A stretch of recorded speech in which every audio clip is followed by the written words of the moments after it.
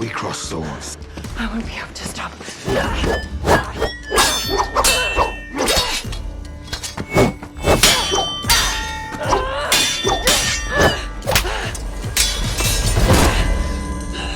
They created me just as they created you. We're not so different.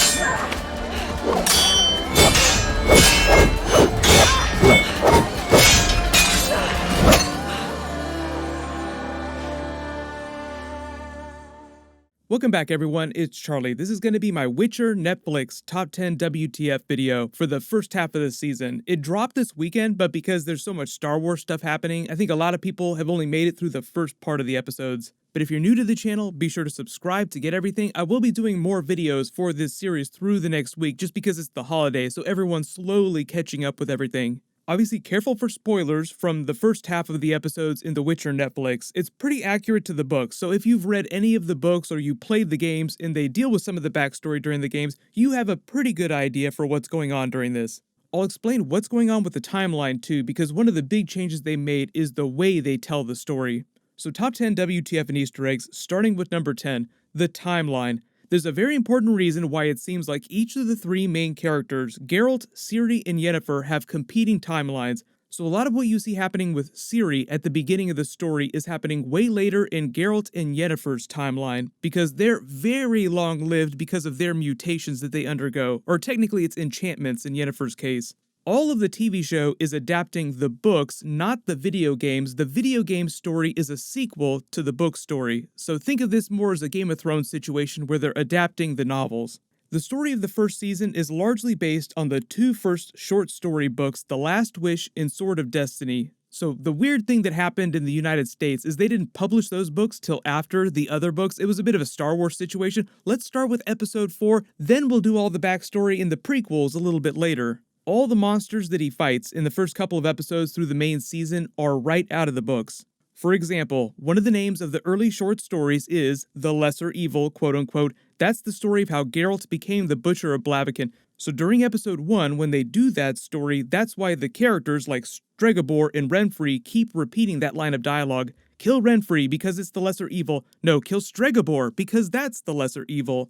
So all of Geralt and Yennefer's story in the first few episodes starts a long time ago in the past, then their timelines slowly catch up with Ciri's timeline. So in the first episode, you watch Cintra get sacked by Nilfgaard. They have that giant battle in the field that's right out of the books. Ciri escapes, running off. That's a little bit of a change from the books. In the books, she actually ran off to escape an arranged marriage. But Cintra, later in the timeline after that, still gets sacked by Nilfgaard. So they're combining a bunch of things.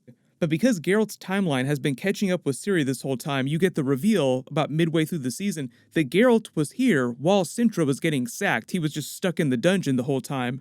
But that's also another big change from the books. Geralt finds out about what happened to Cintra later. He meets Ciri way later in the books. The main reason why they did the timelines this way is because both Ciri and Yennefer don't really appear in those initial short stories that they're adapting till the very, very end. The Last Wish is the name of the short story with the Djinn, where Geralt meets Yennefer for the first time, and that's much later in the first few books, and the writers wanted to have you follow all three main characters starting in episode 1, so the only way to do that was to mess with the timeline a little bit with the way they tell the story.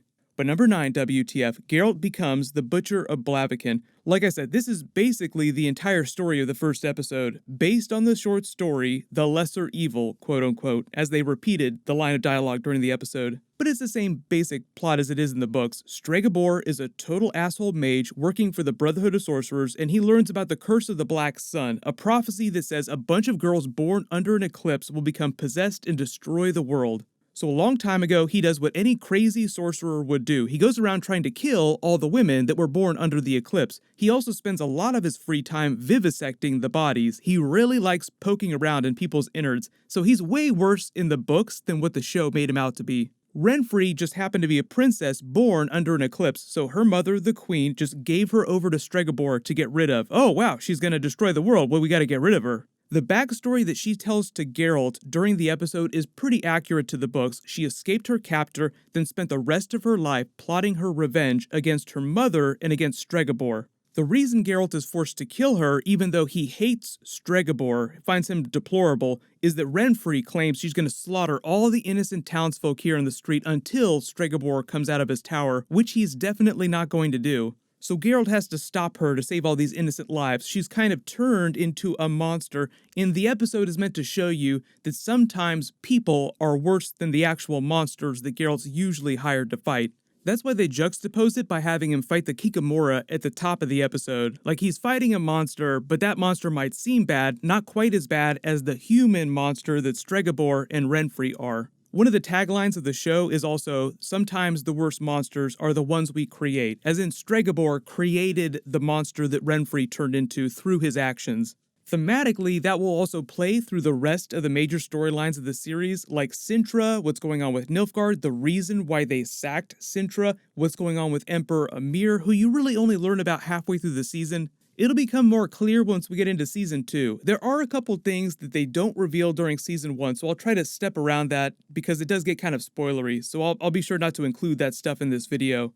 Number 8 WTF. Like I said, this happens much later in the books, but Ciri's storyline starts out way later in the timeline. Probably the biggest change they make to this, though, is that Geralt is here for this stuff while it happens, where he is not in the books. There are two major reasons why Nilfgaard is attacking Sintra. One, the main reason is because Emperor Emir of Nilfgaard in the north is trying to unify the entire continent, so he's doing this with his army all over the place. It just happens that right now he's at Sintra. Number 2, though, secondary reason is that he's coming for Ciri. There's a lot of potentially super spoilery stuff early on with Ciri's storyline, so I will skip that part and explain who Emperor Emir is, at least right now. Maybe I'll cover that later. But he wants Ciri because of her special bloodline and her power. But while this is all going on, you get a quick tutorial for her grandmother, Queen Calanthe, the Lioness of Sintra. She's sort of a combination of Brienne of Tarth and Cersei Lannister. She winds up throwing herself off the battlements at the end of the episode to prevent being taken captive. You don't really get the backstory on how we came to this moment, though, in this big battle, until a flashback episode is part of Geralt's storyline in a later episode.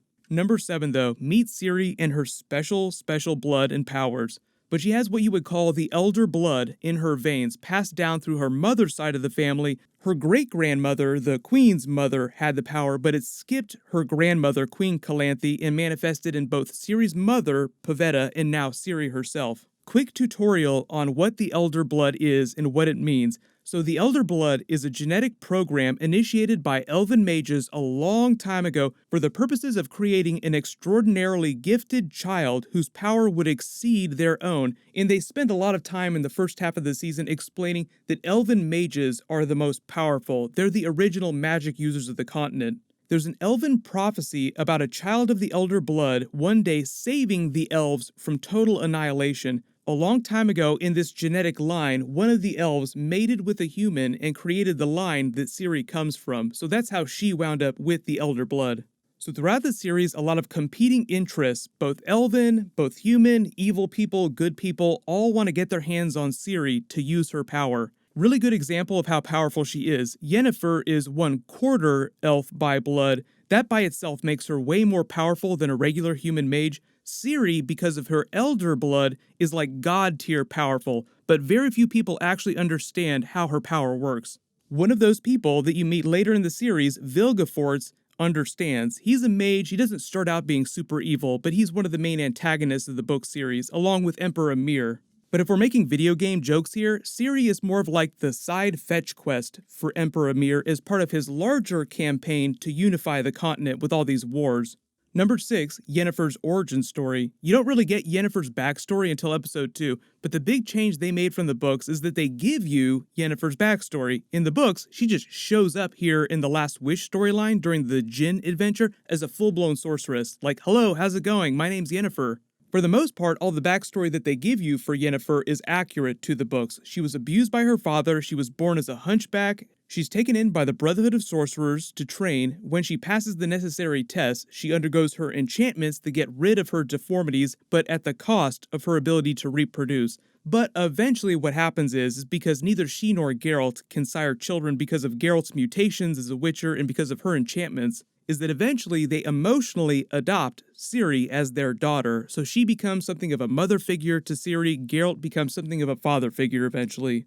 Number 5 though, Jaskier and Geralt. So you meet Jaskier in episode 2 just like you meet Yennefer. His character and personality, the version you see on the TV show, is pretty accurate to the books. He meets Geralt on the road, starts following him around, and slowly wears him down until eventually Geralt starts to think of him as a friend. Most of the time, he just annoys people though. The TV show version is way less hot for Yennefer than the book version. Speaking of which, number 4 WTF, Geralt saves Yennefer's life by using the Last Wish. So that's why the story in the books that they're pulling from here is called The Last Wish, because he uses that third and final wish to save her from the Jinn, and as part of that wish that he doesn't speak out loud on the show is to bind their destinies together forever. During the episode, he doesn't speak the wish out loud. The Jinn just leaves Yennefer's body and she's saved, flies away. But the wish was that their fates forever be intertwined. That's why later in the timeline, when they go on the dragon monster hunt, she shows up and is like, how come there are so few witchers left in the world, but all of a sudden I keep running into you everywhere I go? It's part of the magic of the wish that keeps bringing them back together. But number 3, Geralt versus the Striga. This is also right out of the books, but the change that the TV show makes is that in the episode, they cross-cut the Striga's transformation back into the princess with Yennefer's transformation for dramatic effect. If you played any of the Witcher video games, you probably recognize that this adventure, the Striga, is literally the opening cutscene of the very first Witcher game. The backstory that they give you in the episode is pretty accurate to the books. King Foltest and his sister go full Jaime and Cersei Lannister. They have a baby, but their union was cursed. As a result, his sister died while pregnant with the child before she gave birth. She was buried in a tomb, but because of the curse, the child in her womb slowly transformed into the Striga and then started terrorizing Temeria until Geralt broke the curse by keeping her from returning to her tomb till sunrise. But something that might not be clear from the episode is that the child had been a Striga for more than a decade, so she's never known life as a human. The story ends somewhat hopefully for her as King Foltest agrees to raise her properly and care for her, but it's going to take years and years for her to recover from the mental trauma of being a monster that ate people's hearts and livers for more than a decade. Number 2 WTF, the story of Duny, Pavetta, and Ciri's origin story. They don't do the Duny and Pavetta flashback till around the middle of the season, but you start to learn why Cintra eventually fell and where Ciri came from and how she became Geralt's child of surprise. But you meet Ciri's mother, Pavetta, daughter of Queen Calanthe, the Lioness of Cintra, who's just loving life without a husband, doing what she wants, being a badass, but needs more troops for her wards, so she's gonna marry off her daughter, Pavetta, to whichever neighboring kingdom can give her more forces. Pavetta is secretly in love with a man named Duny who claims, quote-unquote, to be a knight that was cursed as a child. He's not lying about that part, though. The curse causes him to look like a hedgehog during daylight hours, only turning back into a man after midnight, then changing back into a monster at sunrise. It just so happened that he met Pavetta by accident after midnight when he was in man form. They fell in love, conceived a child, and as part of the Law of Surprise, a long time ago, he saved the life of Queen Calanthe's former husband, the king, who's now died. The Law of Surprise says that which he had but did not know of at the time, which was his future daughter, Pavetta. So Duny has come back to claim what is his, Pavetta, but he's also in love with her. They want to get married and have the child. Queen Calanthe, predictably, isn't having any of it because she wants to use Pavetta's arranged marriage to bolster her army, but Geralt has to step in to save Duny and beat some sense into everyone. So number 1 WTF, Geralt claims Ciri as the child of surprise without really knowing what he's doing. You kind of learn through the episode that he's like, okay, whatever, Law of Surprise, I'll do what you did. And then surprise, surprise, she finds out that Pavetta is pregnant. Oh, crap. I guess that means that I'm going to get a child that I didn't expect. So that's how Ciri winds up becoming bound to Geralt through the Law of Surprise in Destiny. They say Destiny so many times. Drink every time someone on the TV show says the word Destiny. You will be dead before the middle of the season. The big change they make from the books here, though, is when all this stuff happens. Geralt claims the Law of Surprise, he saves Dooney's life, that's all accurate to the books, but he doesn't actually learn that Ciri exists, that Pavetta had a child, till way later in the timeline. There's a whole bunch of other stuff that's happening in these episodes, but because of the way Netflix releases stuff dump style all at once, it's just really hard for me to do videos for each single episode. So I will do more videos for the season and for specific big moments, but leave all your requests in the comments below. They've already renewed the show for season 2. They'll probably just adapt Blood of Elves, which is the first real novel. That's when he actually starts training Ciri to become a Witcher just like him. I'll be posting more Witcher, more Mandalorian, and more Star Wars videos this week, so as long as you have alerts enabled for my channel, you should see all the videos when I post them. But everyone, click here for my Star Wars Rise of Skywalker Top 20 WTF video and Easter eggs, and click here for my Mandalorian Episode 7 video. Thank you so much for watching. Happy holidays, everyone. I'll see you guys tonight.